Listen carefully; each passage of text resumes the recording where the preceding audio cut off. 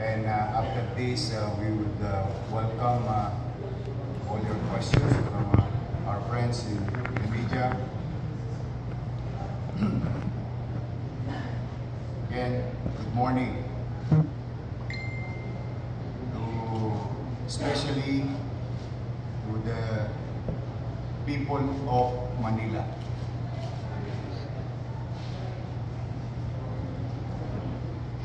Bawal na po magsalita. Today,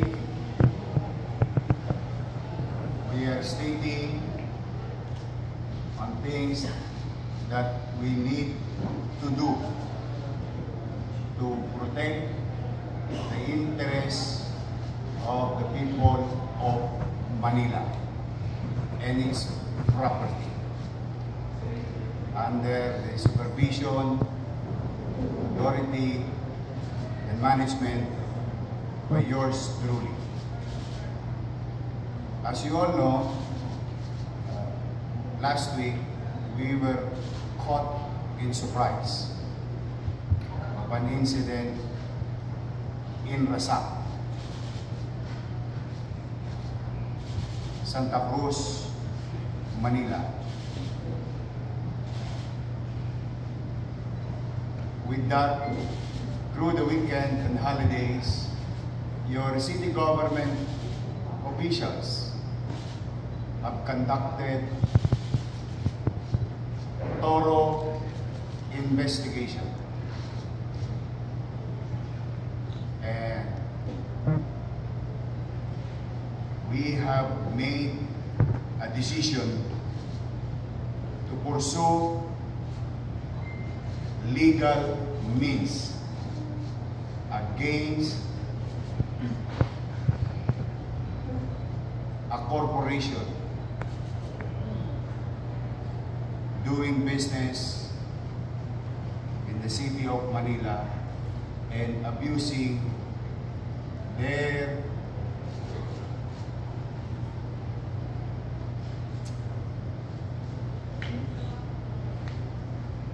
business practice and doing unlawful business practice in the city of Manila. Now, today the city government of Manila will be filing criminal charges against contractor Chelsea Construction and Supply, represented by its general manager Jess R. Mahusay, for illegal construction of the Centro Comunidad de Santa Cruz project within the Rizal Avenue Sports Athletic Complex, or commonly known as Rasak. The following criminal charges will be filed against the contractor. First case to be filed: special cases of malicious mischief under Article 328 of the revised Penal Code as amended, for causing damage for Rasak facilities, including the satellite office of the city government, police outpost, daycare center, performance stage, among others. Complaint to be filed before the City Prosecutor's Office by the City General Services Office. Second case: unlawful demolition and construction without necessary permit in violation of the National Building Code of the Philippines.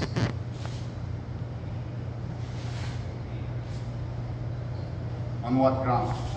Demolishing the Rasak covered courts and other government structures therein without securing necessary demolition permit from the city building official, which is a clear violation of the National Building Code.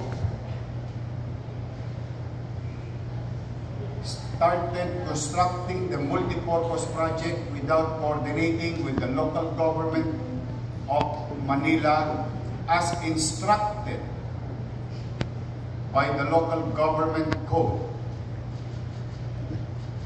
And if I may share some particular section of the local government code violated, Section 26 and Section 27 of the local government code, RA 7116. And for failing to secure building permit from the city building official, which is again a clear violation of the National Building Code. Complaint to be filed by the city, before the City Prosecutor's Office by Department of Engineering and Public Works of City of Manila. Third case, unauthorized taking of government facility in violation of the Republic Act number 10344 or 10344 or the Risk Reduction and Preparedness Equipment Protection Act for demolishing the Rasak facility, which has been an important location for evacuations and humanitarian purposes. The same facility is used as evacuation centers or center in times of disasters, fires, and other calamities. And as you all know also, if I may refresh your memory, it was utilized during the time of pandemic for our homeless individual exposed to COVID-19 in the streets of Manila. Complaint to be filed before the City Prosecutor's Office by the Manila City Disaster Risk Reduction and Management Office or MCDRRMO. Pangapat, the civil aspect of the crimes mentioned above will be filed separately. The City Government of Manila has filed a demand letter to GLC Construction and Supply Incorporated for illegally demolishing or demolished government structures and facility, which is owned by the City Government of Manila. And at the time of construction, especially at the time of Mayor Alfredo Esti, the value of it is 10.4 million pesos.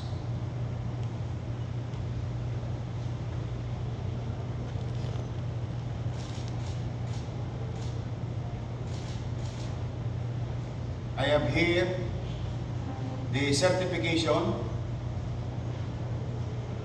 which will furnish a copy of this following certification later on. This is to certify that based on our official records, the Rizal Covered Court located in Alvarez Street, Santa Cruz, Manila has a net book value of 10,441,796.60 as of August 22, 2005. Issued this 22nd day August 2025, City of Manila. Signed, Assistant City Accountant, Officer in Charge, Jonathan Galorio.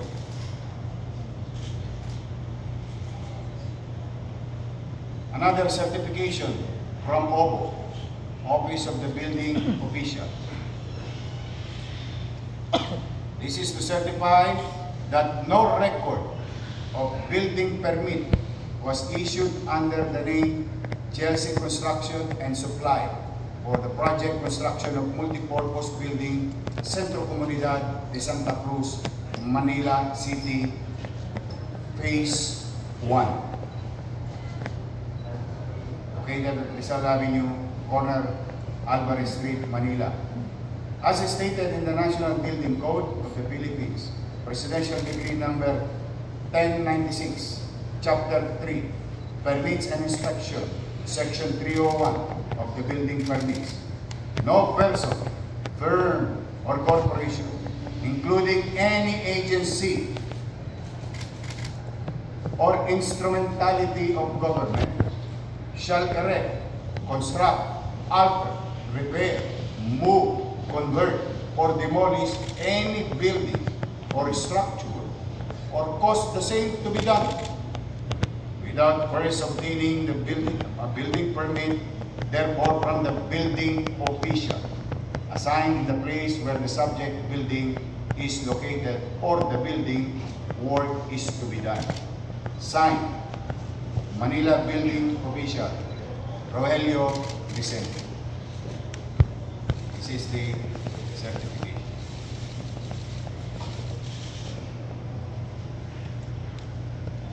By the city accountant.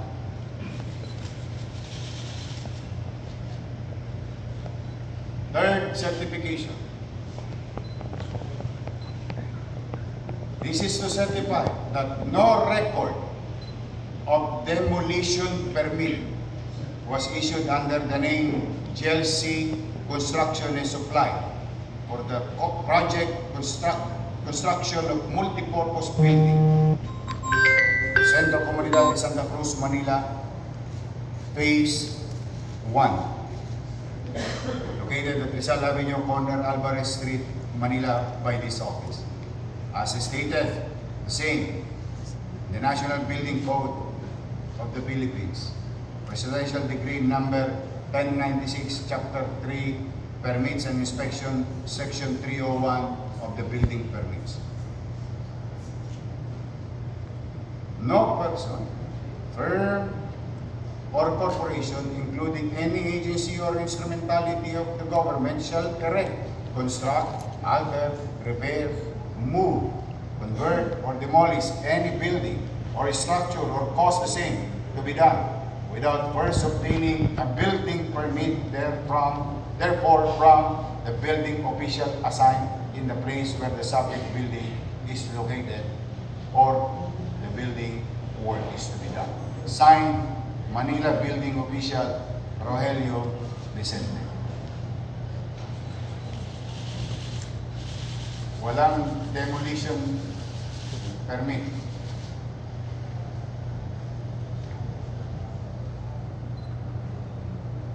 Walang building permit.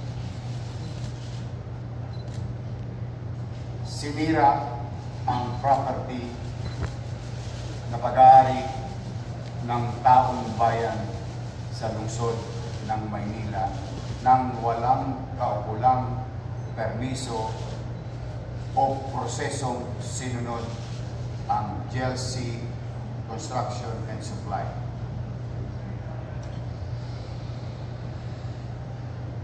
This afternoon,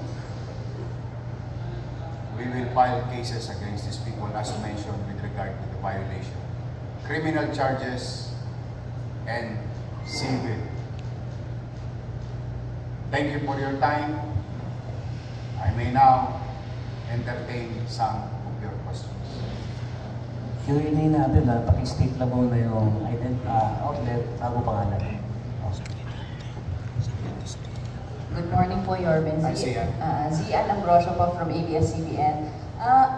Yorben, yung binabanggit niyo po ng company, isa lang po ba yan sa binabanggit ni Presidente? Parang familiar po yung team. Yes.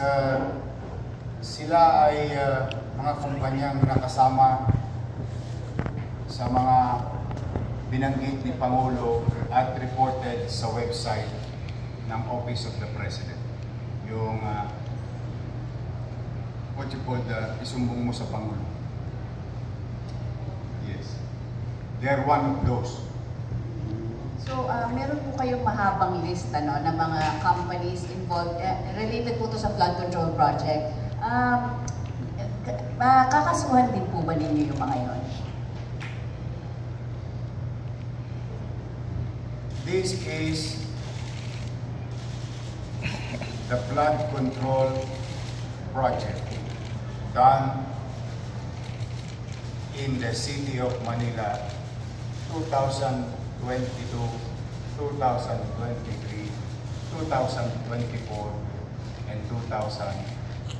2025, amounting to more or less 14 billion done in Manila. So most of it finished already. Bumaha ng pondo sa Maynila, bumaha pa rin sa Maynila. Now, itong lahat ng ito ay walang permit sa lungsod. Yes, we are investigating them, and they are also being investigated by the Office of the President. But that is the thing of the past.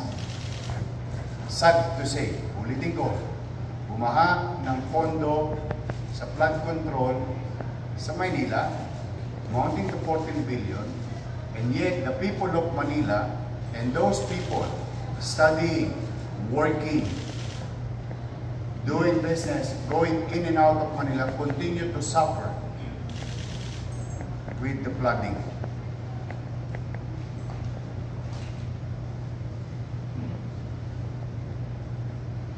Gusto nyo malaman per district? Per district? Matindi to, per district. Yari kayo mama. Yari kayo dito. Ito per district babanggitin. District 1, 3.4 billion. District 2, 2 billion and 59 million. District 3, 4.2 billion. Laki. District 4, 1.3 billion. District 5, 1.1 billion. District 6, 2 billion and 60 million. Total of 14 billion, 313 million, 132,309 pesos and 12 centavos from Pinakamalaki yung itsura. project allocation for the year 2022, 2023, 2024, and 2025. At malamang sa hindi, kulang pa yan. Kasi ang lahat ng ito ay kinuha lang namin sa website ng Pangulo.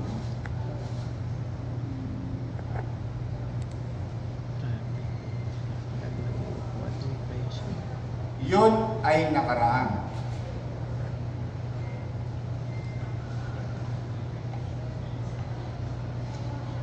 Ngayon may bago pa. Paktay ka diha. 112 new ongoing projects without permit, Paktay ka diha. without paying regulatory fees for the local government of Manila. Particularly contractor's tax.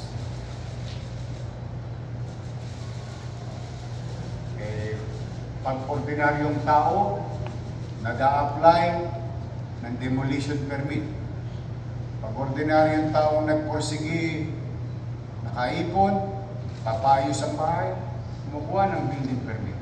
And they pay regulatory fees like what you call contractor's tax under the Manila Tax Ordinance. These are ongoing. We'll send you a copy of this.